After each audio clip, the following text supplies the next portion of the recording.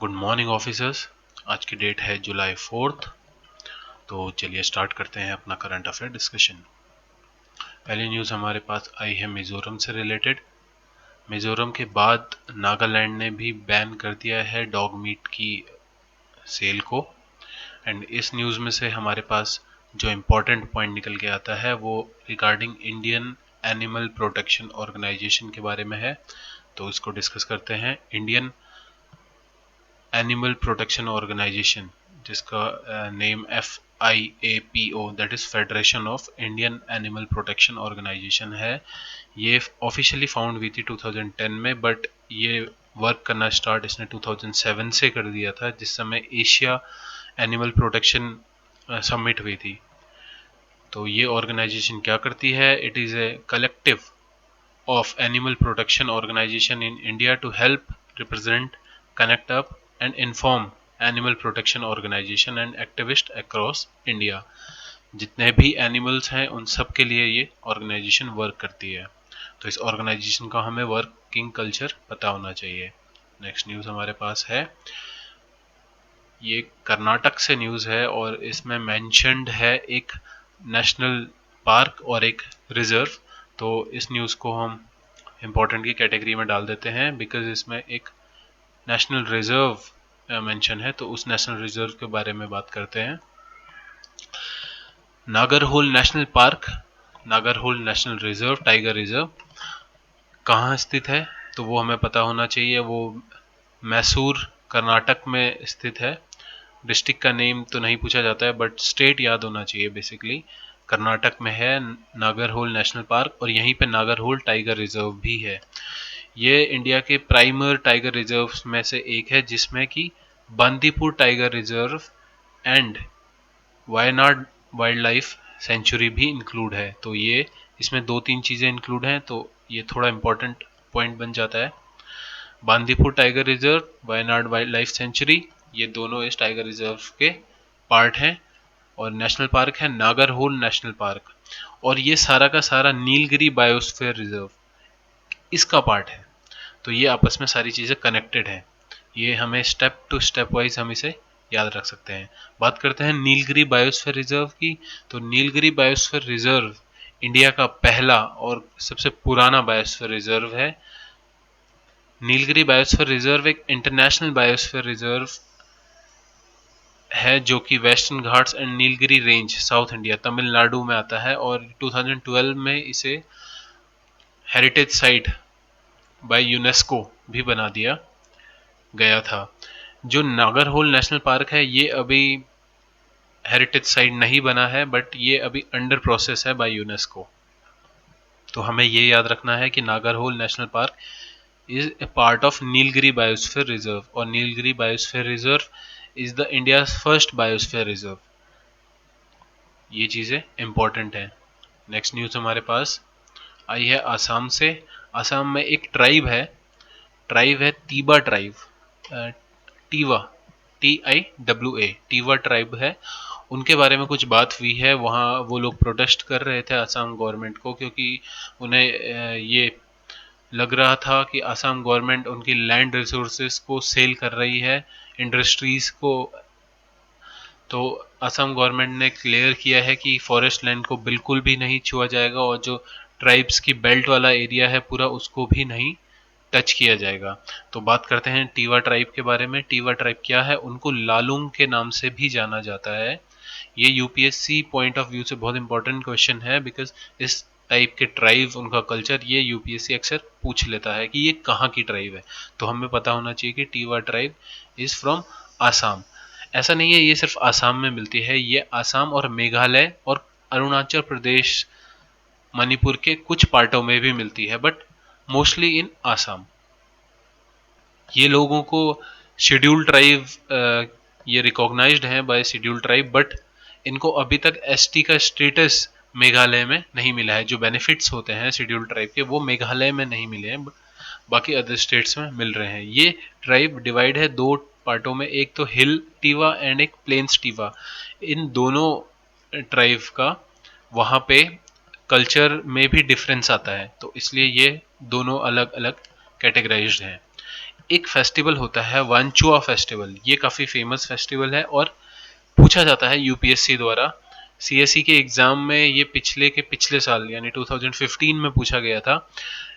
वाचुआ festival कहाँ celebrate होता है? वो असम में, और वो सेलिब्रेट किसके द्वारा होता है? वो टीवा ट्राइब्समैन के द्वारा सेलिब्रेट किया जाता है। और उसका मकसद क्या है? To mark their good harvest.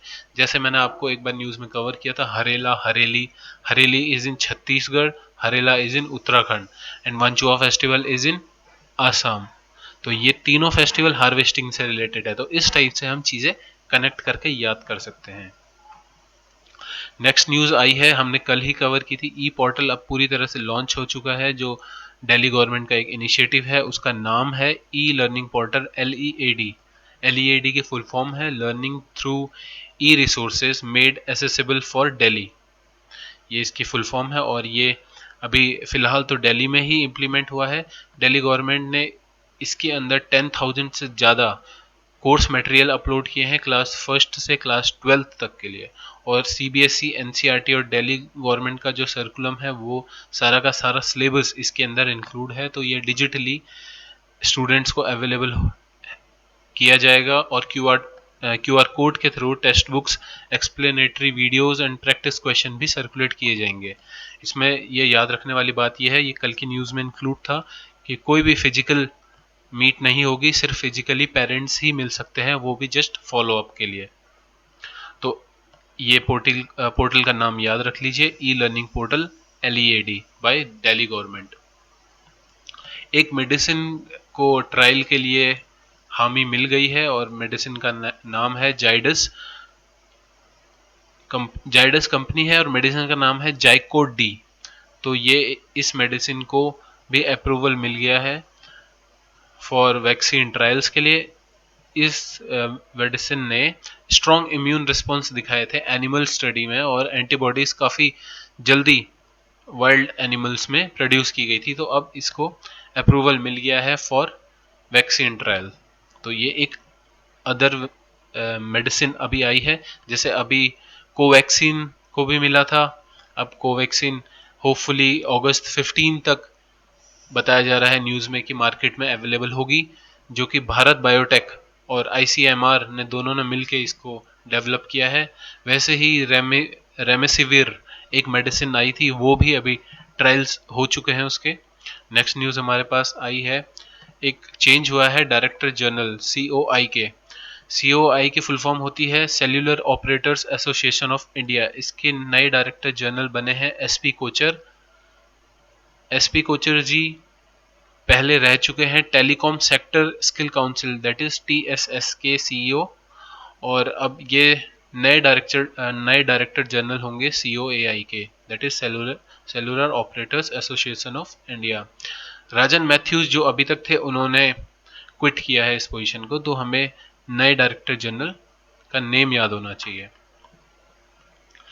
Next news हमारे पास रेमडेसिविर, जो अभी मैंने मेडिसिन का नाम लिया था उसके ही रिगार्डिंग है। और EU that is European union, उसने उसे क्लियरेंस दे दी है। अब यूरोपियन यूनियन की कौन सी बॉडी उसे क्लियरेंस देती है? बिकॉज यूरोपियन यूनियन एक काफ़ी बड़ी बॉडी है, तो उसका यूरोपियन कमीशन जो है उसने उसको क्लियरेंस दी है इस ड्रग को वायरस से फाइट करने के लिए। और ये पाया गया है कि इस ड्रग की हेल्प से हॉस्पिटल में जो लोग हैं कोविड-19 के पेशेंट्स, उनका डे रिड्यूस होता है। यानी 14 डेज का अगर वो टाइम पे है, 14 है, 20 डेज पे है, तो वो डेज रिड्यूस हो रहे हैं बिकॉज ऑफ इम्प्रूवमेंट। बात करते हैं हम इस न्यूज़ में से यूरोपियन कमीशन के बारे में। यूरोपियन कमीशन है क्या? European commission is the executive branch of European union. ये एक यूरोपियन यूनियन की एग्जीक्यूटिव ब्रांच है जो कि रिस्पॉन्सिबल है लेजिस्लेशन प्रपोज करने के लिए, डिसीजन इम्प्लीमेंट करने के लिए, और जो ट्रीटीज यूरोपियन यूनियन द्वारा हुई हैं उसको मैनेज करता है और डे टू डे बिजनेस करता है यूरोपियन यूनियन का। इसका हेडक्वार्टर्स ब्रुसेल्स बेल्जियम में है, जो कि याद रखने वाली बात है। यूरोपियन कमीशन का headquarter is in Belgium Brussels. और ये कब फाउंड हुआ था? 1 जनवरी 1958। ये ज़्यादा इंपॉर्टेंट नहीं है, कम पूछा जाएगा, बट ये चीज़ पूछी जा सकती है। और यूरोपियन कमीशन किसका पार्ट है? It's a part of European union. Next news हमारे पास एक दुखद घटना है। सरोज खान जी जो कि काफ़ी फेमस कोरियोग्राफर थी बॉलीवुड की, उनका देहांत हो गया है। और उनके बारे में ये जो इम्पोर्टेंट चीज़ें हैं, जैसे वो 3 टाइम नेशनल अवार्ड विनर रह चुकी हैं और वो पहली वुमेन चीफ डांस मास्टर भी रह चुकी हैं बॉलीवुड की। तो ये एक काफ़ी दुखद घटना है। हम लोग इनको बचपन से देखते आ रहे हैं और ये काफ़ी फेमस कोरियोग्राफर थी बॉलीवुड की। नेक्स्ट न्यूज़ एक लॉ से रिलेटेड है। जर्मनी पहली कंट्री बन गई है जिसने अपस्कर्टिंग को एक क्राइम की कैटेगरी में डाल दिया है। तो ये जर्मनी का इनिशिएटिव है। ये न्यूज़ जरूर आएगी किसी ना किसी एग्जाम में। एसएससी तो इसे एक बार के लिए पूछेगा और आईबीपीएस में भी ये चीज़ पूछी जा सकती है। यूपीएससी इसको अगर पूछेगा तो थोड़ा डिटेल में पूछ सकता है, बट वन लाइनर में ये एसएससी, सीएपीएफ एंड सीडीएस जैसे एग्जाम में पूछी जा सकती है। कौन सी पहली कंट्री है जिसने ये लॉ इम्प्लीमेंट किया है। इसमें अगर कोई क्रिमिनल ऑफेंस पाया जाता है अब स्कर्टिंग में, तो वो एक पनिशेबल फाइन उसे देना पड़ेगा और 2 साल की सजा भी की जा सकती है। नेक्स्ट न्यूज़ हमारे पास आई है क्रिकेट से रिलेटेड। अभी टेस्ट सीरीज जो इंग्लैंड और वेस्ट इंडीज़ के बीच में खेली जाएगी। वेस्ट इंडीज़ के जितने प्लेयर हैं वो सारे ब्लैक लाइव्स मैटर का लोगो अपनी शर्ट में पहनेंगे 3 डे की टेस्ट सीरीज में, और इंग्लैंड भी उसको सपोर्ट करेगा। तो इंग्लैंड ने भी वो ब्लैक लाइव मैटर्स का लोगो अपनी शर्ट में पहनने के लिए अनाउंस किया है। नए पीएम अनाउंस हुए हैं फ्रांस के। ये नेम याद रख लीजिए, इनका नेम है जीन कास्टेक्स और ये फ्रांस के नए पीएम इलेक्ट हुए हैं अभी रिसेंटली। तो ये आईबीपीएस एंड बैंक जैसे क्वेश्चनों में अक्सर पूछा जाता है। आज के पॉसिबल क्वेश्चंस देख लेते हैं, क्या क्या क्वेश्चंस पूछे जा सकते हैं। जर्मनी अभी पहली कंट्री बन चुकी है of making up skirting as a crime. England भी ज्वाइन करेगा वेस्ट इंडीज को। तो यानी ये अगर क्रिकेट से रिलेटेड, स्पोर्ट्स से रिलेटेड कुछ पूछा जाए कि कौन सी टीम्स ने, कौन सी कंट्री ने ब्लैक लाइव्स मैटर का लोगो अपनी शर्ट पे पहना था, तो England and West Indies. France के नए पीएम का name gene Castex. Nilgiri biosphere reserve कहाँ है? वो है तमिलनाडु में और वो फर्स्ट बायोस्फीयर रिजर्व है इंडिया का। Nagarhole national park that is Karnataka. ये याद रखना है हमें कि Nagarhole national park Nilgiri biosphere reserve का एक पार्ट है। वन चाओ festival is celebrated by Tiwa tribesman. तो तीवा ट्राइब्समैन आप बताइए कहाँ हैं? तीवा ट्राइब्समैन होते हैं असम में और उनको जाना जाता है लालूंग के नाम से भी। तो वन चाओ फेस्टिवल याद रख लीजिए, ये क्वेश्चन जरूर पूछा जाएगा। इस टाइप के फेस्टिवल जिनका नेम डिफरेंट होता है और कम लोगों ने सुना होता है, तो ये क्वेश्चन जरूर यूपीएससी पूछता है। ट्राइब से रिलेटेड तो 101% यूपीएससी अपने कहीं ना कहीं छोटे से छोटे किसी भी एग्जाम, ईपीएफओ की बात कर लीजिए, सीडीएस की बात कर लीजिए, ट्राइब से रिलेटेड क्वेश्चन जरूर अराइज करता है। नए डायरेक्टर जनरल है सीओएआई के एसपी कोचर जी। हेडक्वार्टर कहाँ है यूरोपियन कमीशन का? That is in Belgium. और ये किसका पार्ट है? It is a part of European union. और इसका वर्क क्या है?